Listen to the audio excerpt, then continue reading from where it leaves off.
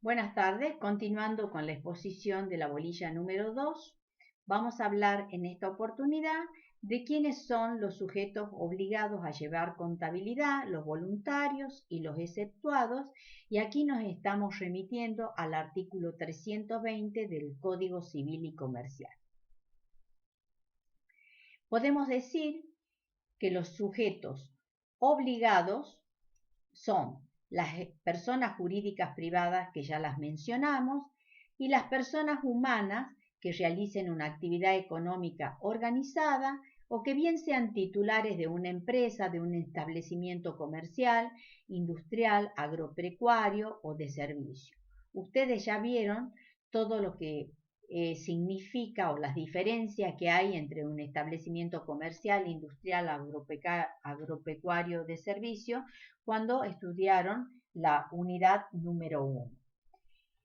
¿Quiénes son los sujetos voluntarios? Es decir, aquellos sujetos que si bien no están obligados por la ley a llevar contabilidad, pueden solicitar su inscripción, su habilitación y la rubricación de su registro en el registro público, si quieren hacerlo, porque quieren llevar una contabilidad de su actividad, y sujetos exceptuados son aquellos que realicen profesiones liberales, como ser el contador, el abogado, el odontólogo, personas humanas que realicen actividades agropecuarias conexas, pero que no estén ejecutadas en forma de empresa, y otras actividades que por su pequeña capacidad económica no resulte conveniente obligarlas a llevar contabilidad según lo establezca cada jurisdicción. Vamos a entrar ahora a lo que es la sociedad, el marco legal, y aquí tenemos que decir que tenemos que hablar de la Ley General de Sociedades. La Ley General de Sociedades, que se le cambió el nombre porque antes era la Ley de Sociedades Comerciales, la 19.550, pero cuando se hizo la modificación del Código Civil y la unificación con el Código Comercial, se le cambió el nombre a la ley. Acá nosotros vamos a detallar algunos artículos que ustedes van a tener que leer, que están relacionados con la contabilidad, y les voy a decir que en cuanto al artículo 1 les voy a mencionar cuál es la definición que da la ley de lo que es una sociedad. El artículo 1 dice que habrá sociedad si una o más personas, repito, en forma organizada, conforme a uno de los tipos previstos en esta ley, se obliga a realizar aporte para aplicarlo a la producción o intercambio de bienes, servicios, participando de los beneficios y soportando las pérdidas. ¿Cuál es lo importante de este artículo? Es que antes, para ser una sociedad, necesitábamos 2 o más personas.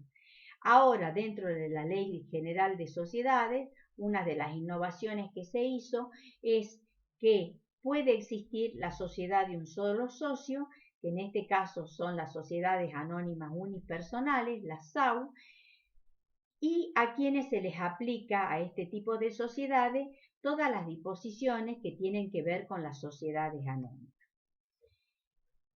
Acá les he mencionado el artículo 1, el artículo 5, el 10, el 11, la documentación y la contabilidad, que está relacionada con el artículo 61 al 73, que es importante que ustedes lo lean, y de las sociedades en particular, que están desde los artículos 125 al 324. También existe, aparte de esta ley de sociedades general, de esta ley general de sociedades, una ley de apoyo al capital emprendedor que está regida por la ley 27.349 y sus modificaciones. Estas son las sociedades por acciones simplificadas, y aquí también menciono los artículos pertinentes. Estas son sociedades anónimas que se pueden constituir en forma simplificada en cuanto a los trámites que tienen que realizar para apoyar a quienes son emprendedores y necesitan formar una sociedad.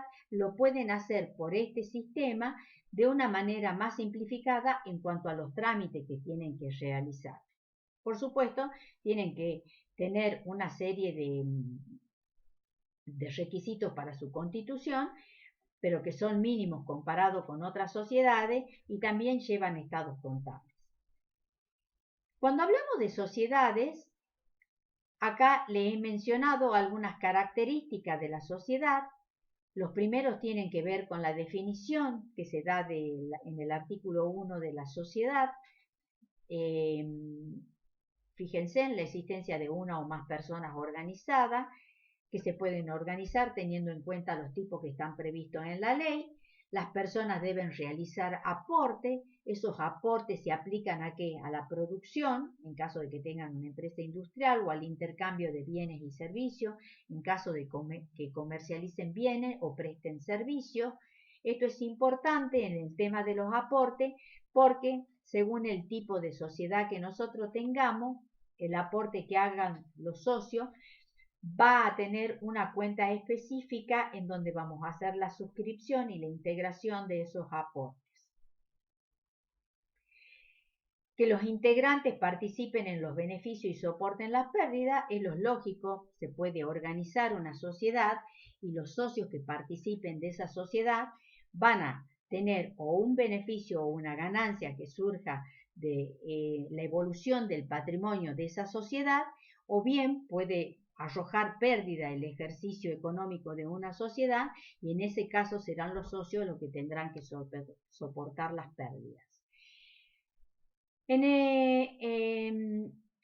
Cuando menciono acá las sociedades unipersonal, únicamente pueden ser una sociedad anónima, es simplemente al solo efecto de señalarle algo que tiene que ver con las características de las sociedades, pero que no se encuentra dentro de la definición de lo que es una sociedad. Esto habla de las SAU, que son las sociedades unipersonales y que son anónimas, y una sociedad unipersonal no puede constituir otra sociedad unipersonal. Luego tienen el artículo 5 que habla de la inscripción en el registro público de comercio. Luego tenemos artículos que hablan de la publicidad, de los requisitos del contrato de constitución.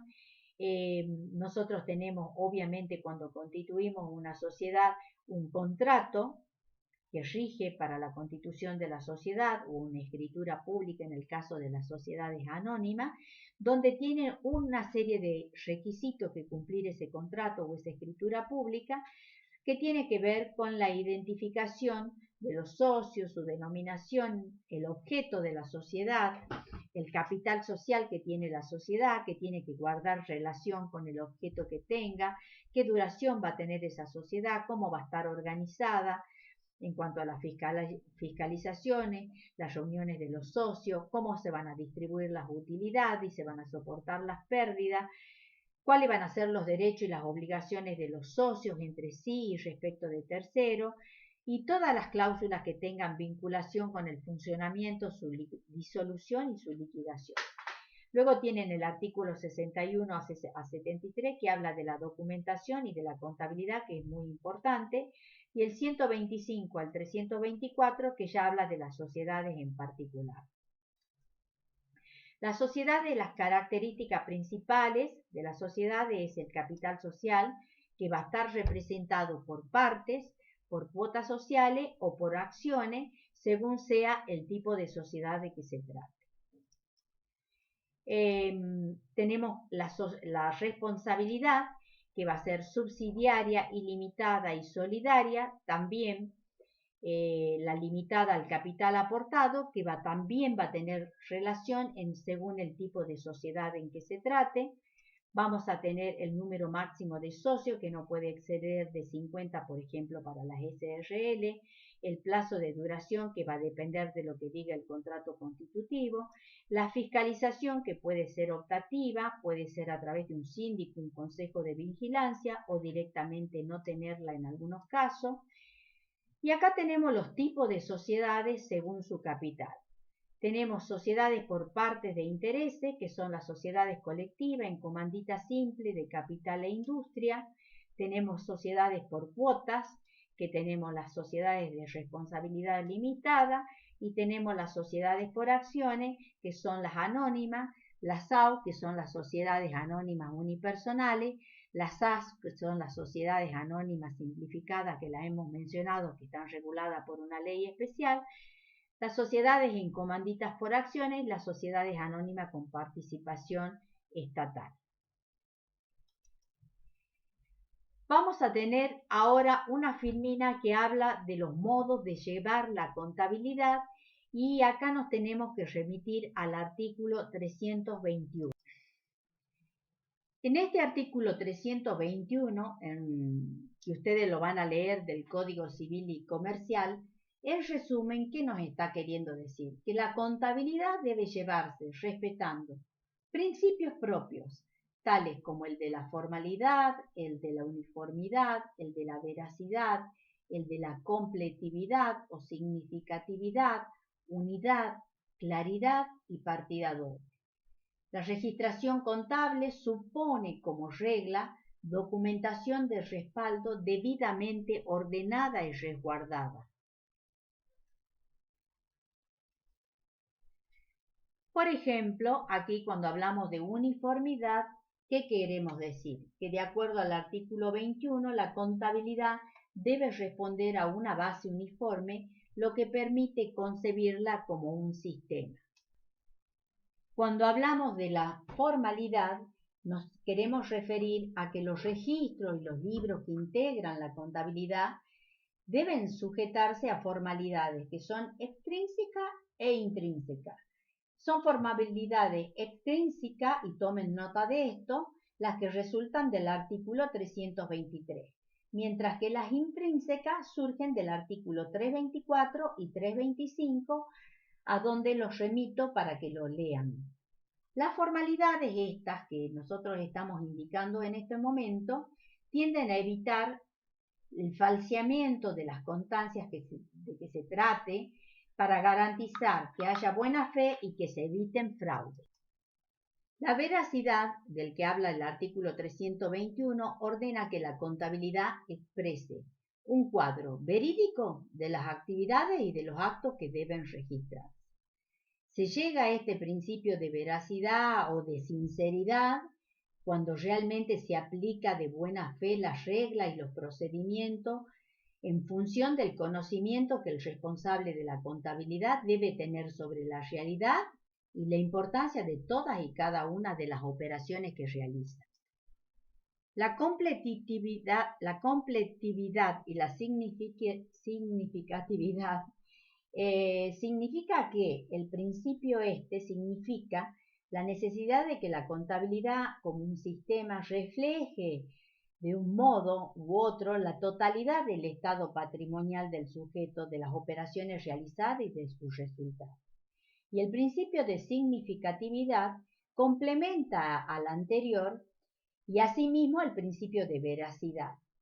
Según este principio, cuando los montos involucrados resulten de insignificancia relativa a los efectos de una buena interpretación, pueden ser incluidos en rubros de conceptos diversos. El principio de unidad quiere significar que la empresa no puede llevar simultáneamente varios juegos de registro o libros, pues ello alteraría el orden en que deben hacerse las anotaciones y facilitaría la comisión de fraude. Impone también que los estados contables deben reflejar inequívocamente los valores patrimoniales y de resultados de la empresa. No se puede limitar a un sector de la actividad ni a un ciclo del proceso productivo. El principio de claridad, conforme al artículo 321, significa que las registraciones deben efectuarse de manera que se permita la individualización de las operaciones. La información contable debe ser inteligible, fácil de comprender por los usuarios que tengan un conocimiento razonable de la terminología propia de los estados contables, o sea, que las registraciones contables deben ser claras. En este sentido, hay que tenerlo muy en cuenta con respecto a la situación patrimonial que debe resultar con evidencia. Y todos los actos de gestión también, por supuesto. Bueno, el principio de la partida doble es un principio fundamental. Esto quiere significar que deben existir o que la contabilidad debe dar razón de las correspondientes cuentas deudoras y acreedoras. Esto que dice el artículo 321 importa establecer la aplicación necesaria del método de la partida doble. Este método de la partida doble ustedes lo van a estudiar más adelante a medida que avancemos en la materia, y es un método que se aplica en contabilidad para proceder a la registración de todas y cada uno de los hechos y actos jurídicos que deban registrarse dentro de una empresa. Y finalmente, cuando hablamos del respaldo documental, el artículo 321, segunda parte del código, reitera la exigencia que ya se encontraba presente en el Código de Comercio que se ha derogado. ¿Y qué quiere decir? La exigencia de que los asientos contables que se realicen para proceder a la registración contable de todos los hechos y actos económicos en la vida de la empresa cuenten con documentación de respaldo, la cual debe archivarse metódicamente para permitir su localización y su posterior consulta. Esto se justifica por cuanto el asiento contable no puede por sí mismo crear un título alguno a favor de quien lleva la contabilidad, desde que se trata de una inscripción de creación unilateral y por cuanto nadie puede generar la prueba de su propio derecho. Es decir, cada operación debe tener su respaldo documental. Nadie se puede inventar un asiento sin tener el respaldo documental necesario. Y finalmente, vamos a hablar de los requisitos de la información de los estados contables. Esto está contenido en la resolución técnica número 16. Existen atributos y existen restricciones. En cuanto a los atributos, están todos mencionados en la filmina. Vamos a hablar de uno, por ejemplo, ustedes lo pueden ver en la resolución técnica número 16, pero por ejemplo, cuando hablamos de pertinencia, decimos que la información debe ser apta para satisfacer las necesidades de los usuarios y en general esto ocurre con la información que tiene un valor confirmatorio, es decir, que permite a los usuarios confirmar o corregir evaluaciones realizadas anteriormente, o bien un valor predictivo que ayuda a los usuarios a aumentar las probabilidades de poder pronosticar correctamente la consecuencia futura de los hechos pasados o presentes. Básicamente, lo que nos interesa saber es saber que la información debe ser apta para satisfacer las necesidades de los usuarios. Si hablamos de la confiabilidad, podemos decir que la información debe ser creíble para sus usuarios, de manera que estos puedan aceptar que esta información es válida para poder tomar su decisión. Es decir, que la información debe ser confiable, debe reunir los requisitos de aproximación a la realidad y de verificabilidad. Bueno, ustedes pueden continuar luego con el estudio de todo y cada uno de estos atributos, y en cuanto a las restricciones, podemos decir que los atributos que se acaban de describir, que se acaban de mencionar, se encuentran condicionados por tres restricciones, que son la oportunidad, que quiere decir que la información debe suministrarse en tiempo conveniente para los usuarios, de modo tal que tengan posibilidades de influir en la toma de decisiones. Cualquier retraso indebido en la presentación de la información puede hacer perder su pertinencia, ¿sí? También tiene que haber un equilibrio entre el costo y el beneficio, es decir, que los beneficios que se derivan de la disponibilidad de la información deben ser o deben exceder a los costos de proporcionarla. Y también tenemos el de impracticabilidad, que la aplicación de una norma o un criterio contable será impracticable cuando el ente no pueda aplicarlo tras efectuar todos los esfuerzos razonables para hacerlo. Bueno, hasta aquí llegamos con esta exposición y nos queda la última parte de la bolilla número 2, que habla del tema de los contratos. Buenas tardes. y muchas gracias por su atención.